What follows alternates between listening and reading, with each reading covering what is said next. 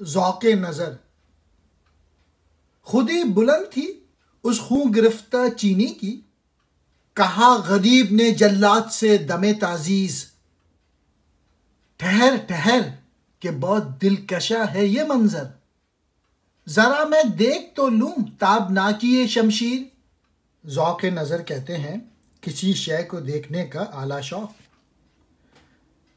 بلند خودی کے مالک ایک چینی کو موت کی سزا ملنے والی تھی کہ اس نے سزا کے وقت جلاد سے کہا ذرا ٹھہر جا، مجھے یہ نظارہ بہت خوبصورت اور پیارا لگتا ہے، میں چاہتا ہوں کہ ذرا تیری تلوار کی چمک دمک دیکھ لوں۔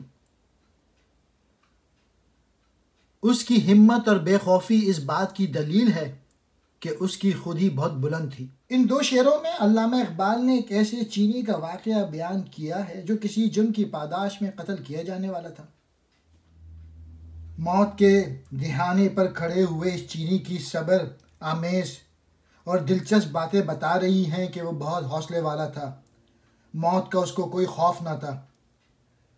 علامہ کہتے ہیں اس کا سبب میری نظر میں یہ ہے کہ اس چینی کا جذبہ خودی بہت بلند تھا اور وہ نظر کی لذت سے آشنا تھا۔ خون گرفتہ، قتل کے لائق، دم تعزیز،